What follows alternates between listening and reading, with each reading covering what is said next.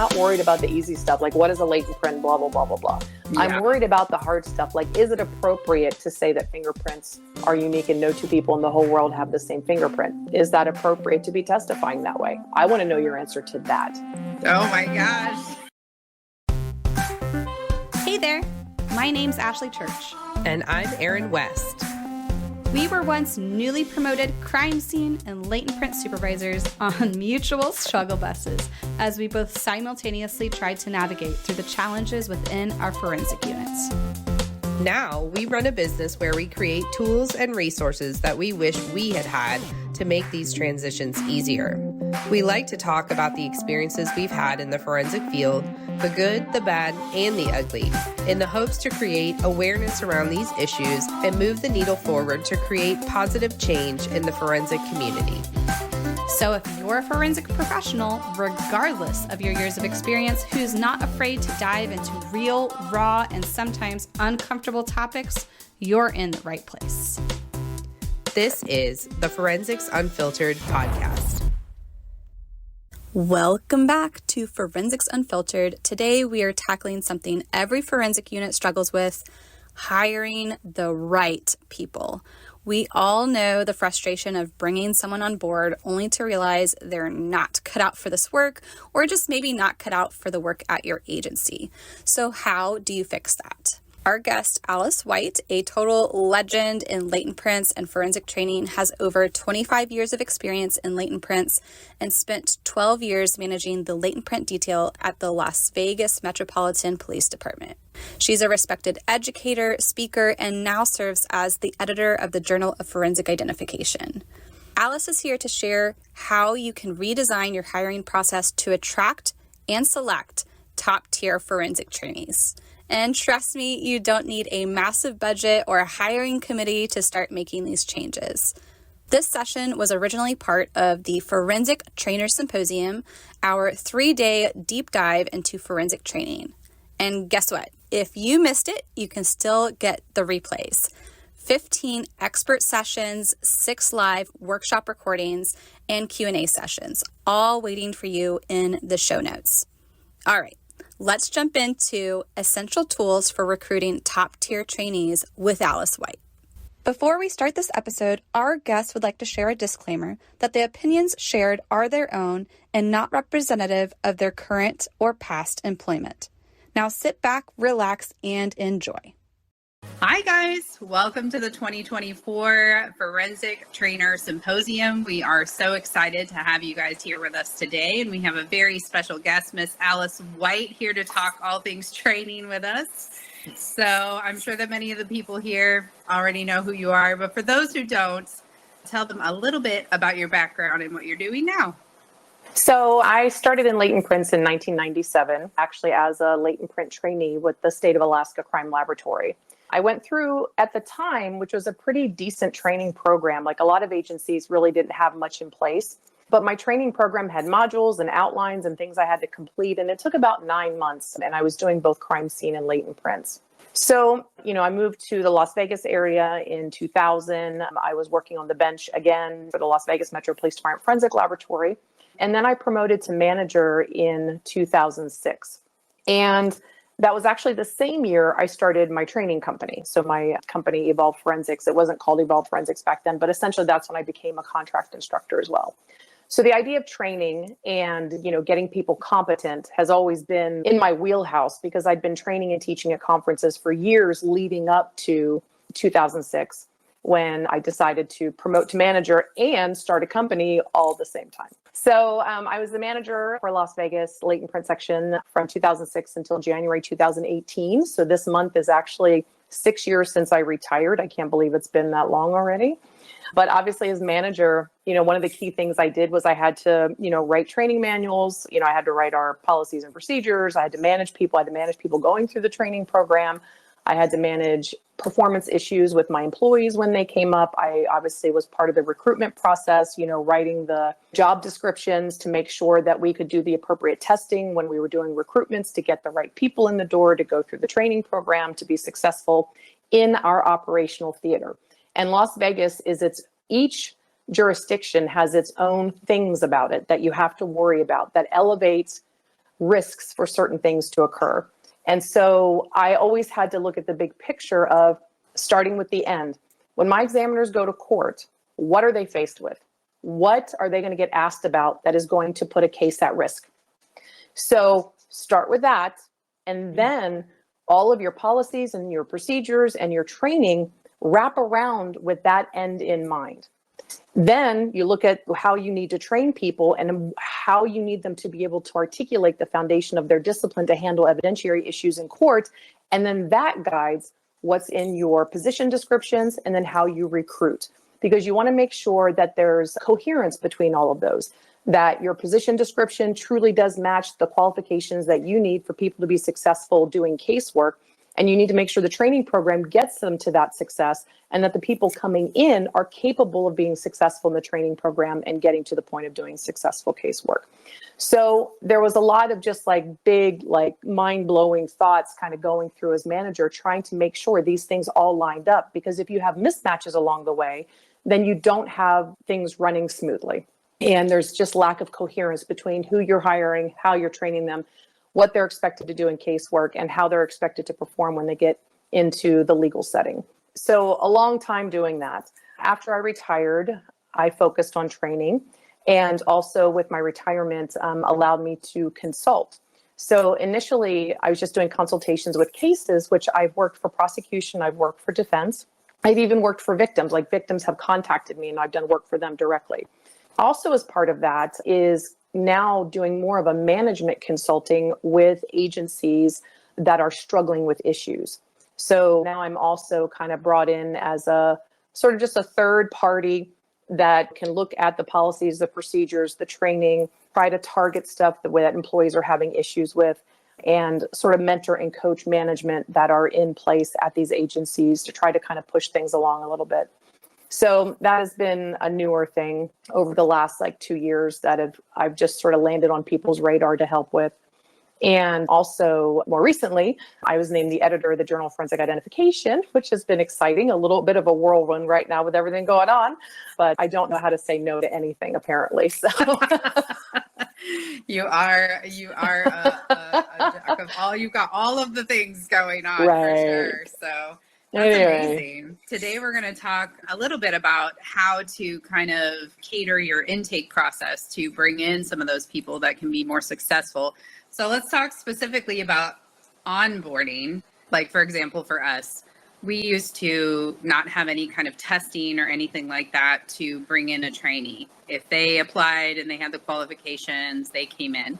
And then we started having people that were really struggling in the training program for simple things like visual acuity things. Like they just couldn't see it. Like they were great on paper and they just couldn't see it.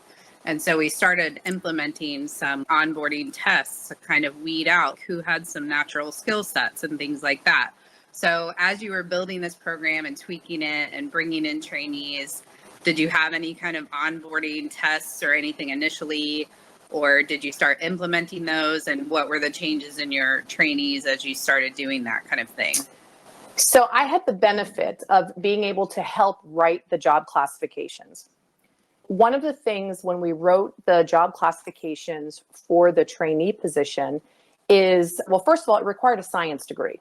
So requiring a science degree automatically kind of brings you a certain caliber of candidate, because surviving a science biology program or chemistry program at a university, it just definitely requires lots of critical thinking skills. Like it comes with it. So we managed to get into our job description and our minimum qualifications that you had to have a 4-year degree in a science and not criminal justice. And it couldn't even be a forensic science program that came from a criminal justice program. It had to be an actual science degree from a science department from an accredited university. When I explained to my management was, because we didn't require that before, is I said, I'm going to be talking about biology. We have to go through chemistry because we do processing. We have to talk about vision science. We're going to have to talk about statistics and probability. And I was like, all of that stuff, if they already have a foundation in science, is going to facilitate them getting through the training program. And court testimony, at that time, we were talking about probability and statistics. The early probability models were coming out. The Mayfield case, understanding close non-matches, revisiting the biology, like all of these things were coming together. And I was like, if we want people who can quickly acclimate to this information, because I don't have to teach them basic biology, Everything. Yeah. then we are going to move that ball forward and they are going to have a better chance of being successful. I also was already aware of certain visual system issues that would prevent people from being successful. So with that first trainee recruitment, I already had in there a form blindness assessment. We called it a comparison practical. And because if it sounds like a medical screening, then sometimes HR departments aren't real happy about it. Yeah. So we called it a comparison practical, but we knew that it would weed people out with form blindness or basically who have trouble seeing shapes and form. So that weeded out about 10% of our candidates. So they were gone right out the gate because I knew what I was looking for in my candidates. I already had practicals where they had to exhibit critical thinking. For instance, I would give them a policy that was like how to mix a reagent.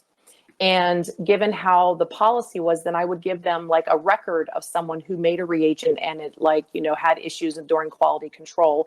And then a general case file that something that kind of looked like a case file where you can see that the reagent was used, but there's issues with the performance of the reagent. And just making them go through and think about, oh, well, here's what the policy says, the procedure says, these are the records of when the person made it. Oh, look, there's some issues here. And then, oh, in the case file, oh my goodness. And then even an open-ended thing like, well, what are the possible ramifications of this? And then they had to write it. So seeing their technical writing skills and ability to articulate. And then even like, well, what should you do now? Like as a manager, what do you think should happen with these employees? So thinking about human factors and appropriate response to errors and things like that. So believe it or not, my first go round, I had already kind of worked through a lot of that stuff. And it caused us to have a really successful recruitment in that process.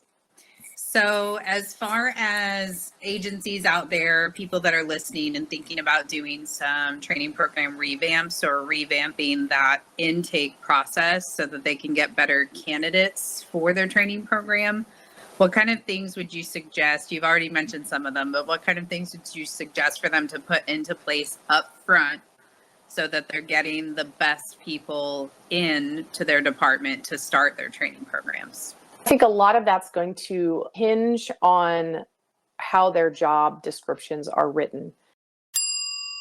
Have you ever set up a mock crime scene for training and just laugh? Because let's be honest, I don't know about your mock scenes, but most of ours are far from realistic. We'd grab a stuffed dummy, throw some evidence on the floor, and call it a day.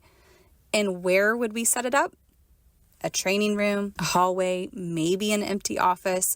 But in the real world, crime scenes don't happen in sterile, well-lit spaces. And they definitely don't come with obvious clues.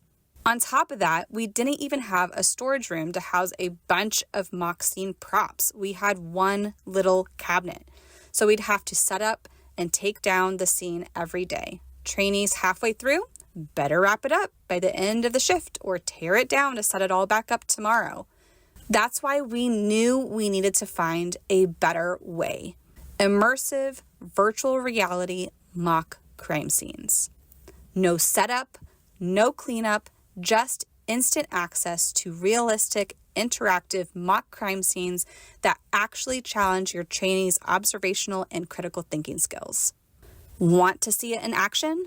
Join our free webinar. You'll learn how to replace outdated setups with cost-effective, high-impact training that's accessible from anywhere. I'll make sure to include the link in the show notes so you can get instant access to this webinar right now. What kind of things would you suggest? You've already mentioned some of them, but what kind of things would you suggest for them to put into place up front so that they're getting the best people into their department to start their training programs? I think a lot of that's going to hinge on how their job descriptions are written.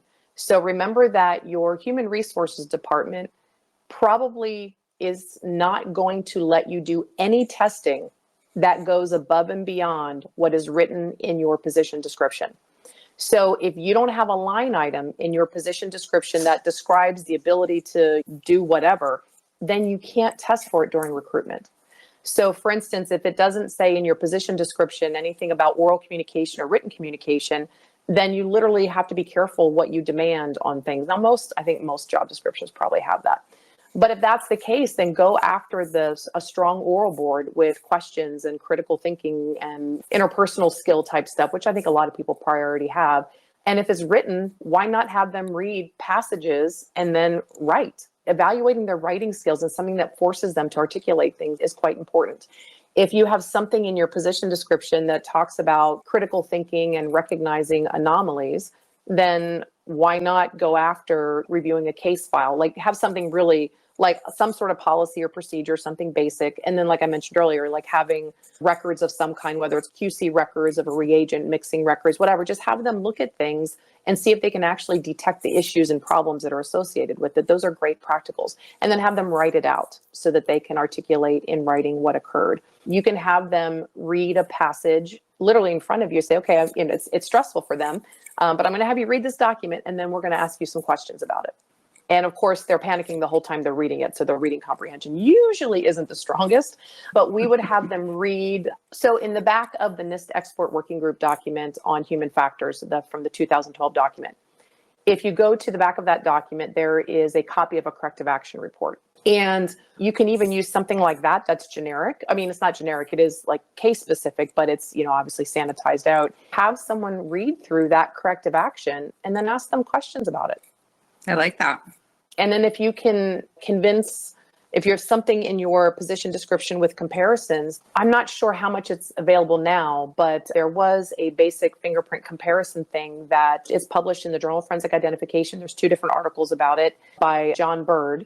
And they actually have 2 articles, and I know that other agencies are using it to screen for visual issues.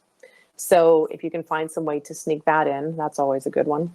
So one of the things you mentioned was the job description. Typically for agencies, when you're going to post a new job or a new position, HR will give you an opportunity to review the job description for changes, like if you need to make changes to that. But a lot of times departments aren't reviewing that. They're just like, yeah, it's good. Or they scan over it and they post it again. So to start, if you're looking to change this process, then it sounds like the next time you're posting, you better update that job description, read it thoroughly, and update it. I would update it before you're posting. Yeah. I would update way before you're posting so that you already have eyes on the prize and you can focus on developing the testing mechanism before you post. So I would suggest actually getting in there if your department will allow you. So I couldn't just make changes because if I changed the trainee, it affected all sections of the laboratory. So for us to change the trainee position meant all sections were going to be impacted. So we had to make sure that if we had to update things, like our whole management team had to be involved with it, and HR and even our union. So you have to think about, do you have a civil service contract rules that you need to deal with? Do you have a labor contract through your union that you need to deal with? Much less your labor relations in your department, your HR department, and then whatever management team is in your agency that's going to deal with that as well. So oftentimes there are many stakeholders that will be involved, and it's not a simple process of just making updates. We had to have the union involved. We had to have civil service rules, make sure those were being taken care of. And it had to go through like 5 levels of chain of command for everyone to sign off on it, plus the HR department. So it was an act of Congress to make changes. So when we first wrote it, So it can be, it may or may not be easy, but that's what I'm saying. Start now in case. Do it now just in case it's going to take 6 months to update all that stuff. All right. So updating that first, you gave examples of a bunch of different practical exercises and things that you could implement to kind of test a variety of different skills. And then in the actual interview process, it sounds like you are really taking some time to put some thoughtful, critical thinking questions in there instead of just, I have interviewed for latent examiner positions, crime scene positions throughout the course of my career. Most of the time, it's like, what is a latent print? What is forensic science? And stuff like that is not telling you anything about my personality, my critical thinking skills, how I'm going to fit on your team, any of those kinds of things. So do you have maybe some examples of a few questions you would put on your interviews to kind of pull out some of those more thought-provoking answers? So for instance, like having them read a case summary or like the corrective action or summarizing basically a case where there were issues. We would literally have them read that and then ask them, how should the agency respond to the employees that are involved in this case? Like, what do you think would be an appropriate response? Okay. I like it. Right. It's human factor stuff. So just kind of getting into where their perspective is on those things or asking questions that hit the gray area a little bit. You know, like for instance, there's different philosophies like when it comes to court testimony. Some people say just answer the question as asked.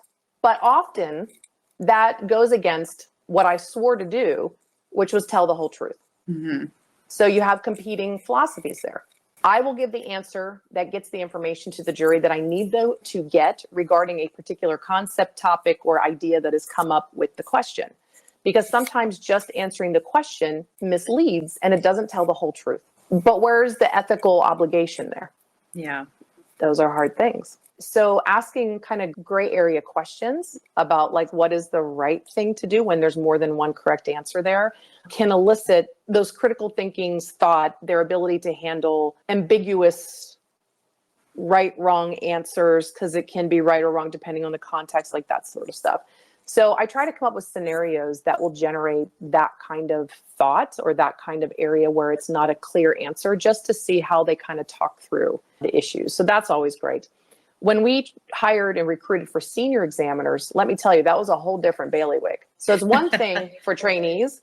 We recruited for senior examiners. I had senior examiners come back to me and tell me that our oral board was harder than any court testimony they've ever given. Yeah, obviously you're putting a lot of thought into it. And it sounds like also all of your oral board questions are all open-ended. So they're not providing you any kind of yes or no, like they're really having to think about it and explain what they're thinking for each of your questions, which is a great way to get to know somebody and how they think and all of that. There's a lot of departments across the country that really haven't had, you know, some serious attacks in court as of yet. So right. And so consider operational theater. So in Las Vegas, the minute like the NAS report dropped, defense attorneys were bringing it to the stand and laying it in front of you and saying, I have some questions for you. Great. Like the minute Mayfield happened, we were testifying to it. Yeah. The minute the 2016 PCAST report came out, we were being asked about it. So as a manager, knowing that that's the climate that they're going into, that is, I need peak performance. Yeah. And think on your feet. And that they have to be prepared, that drove all of my decisions regarding the job description, the recruiting process, the types of questions that I ask, because I'm like, I need you to think, and I need you to think fast, and I need you to be aware that the world is not black and white. Mm-hmm. And so like the whole focus was to draw that out to make sure I was getting someone who could live in the gray area. John Vanderkolk will like that reference. Because inevitably that's where the hard stuff hits us. It's not the easy stuff. I'm not worried about the easy stuff. Like what is a latent print, blah, blah, blah, blah, blah. Yeah. I'm worried about the hard stuff. Like, is it appropriate to say that fingerprints are unique and no two people in the whole world have the same fingerprint? Is that appropriate to be testifying that way? I want to know your answer to that. Oh my gosh. All right. So if we've had people listening and they say, okay, I want to go back to my department and try to put some of these things into place. I want to look at our job description, kind of beef up our, interview process, practicals, things like that. What would be some of the benefits that they could tell their agencies for implementing some of these things? Why would these be beneficial to the department as a whole? So you have to explain the risk.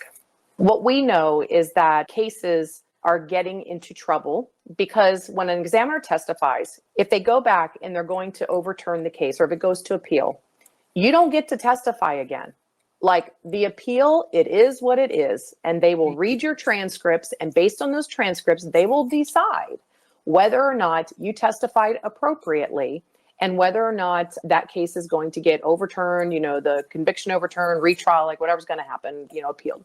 And there are cases out there where that has absolutely happened because of the manner in which the examiner testified. And all the criticism in our discipline about examiner testimony, about how examiners testified to hyperbole, and they're taught to testify in very hyperbolic terms instead of scientifically defensible terms. And so when you kind of say, hey, this is what's going on in our discipline, these are cases that were impacted by this, and we want to make sure that for the future, our detectives put in all this hard work to put together a file and to deliver it to a prosecutor who then does all this hard work to bring it to court in order to bring justice to our victims and protect our public by getting bad people off the street. And if we don't get the right people in the right positions here who know how to do that effectively without getting our cases thrown out, it is going to gum up the entire process. And all that work that everyone has done, from the crime scene analysts who responded to the scene, collected the evidence, to the work that was done in the laboratory, to all the follow-ups by the detective, putting the case together, going through prosecution, all of that is for naught if that examiner walks into the courtroom and says all the wrong things, because we didn't take the time to make sure that we have the right people in the right positions who can handle the complexities of a modern forensic environment these days, with all of the challenges that we've had from, Mayfield, NAS, PCAS, AAAS document, like all these things all the way through, or even just looking at the OSAC documents. These are far more complicated than the way things used to be. Just understanding some of them requires a higher level of understanding. And we need people that can read these documents, look at some of the research, like how many people can actually sit and read research on statistical studies and understand them in a way that they can then turn around and use those in court to explain, hey, this is why our agency isn't using a statistical model right now. Yeah, very complex. Right. So, you have to sort of make them understand the risks of not changing. Love that. Yeah, I will say too, I know we've talked a lot about latents here, but I know we have a lot of crime scene investigators here with us as well. And this is applicable to you guys as well. If you're... Well, bloodstain pattern interpretation, crime scene reconstruction. I mean, bloodstain has been in some hot water lately. Like, do you understand the research that they've been doing on examiner performance, on the interpretation of bloodstain pattern, and the cases that, have been thrown out because of interpretation issues with bloodstain pattern. Lots of crime scene things, are related to that as well. Yeah. And I think we should also mention too, just as a cautionary tale for you guys out there, because as we've traveled, and you probably have seen the same, as we've traveled across the country and taught a lot of different agencies, there's a lot of people and departments that are really pushing these disciplines on their people. They'll have a crime scene unit and they'll be like, well, we also want a latent print unit. So we're going to send you to a 40-hour class and you're a latent examiner now. So thinking and hearing all of this stuff we talked about today just also could be a good reason to talk to your department about the risk of starting a whole latent print unit when you've only had 40 hours of training, or, being a bloodstain expert when you've gone to one class and all of those kinds of things. Just be careful out there. Yeah.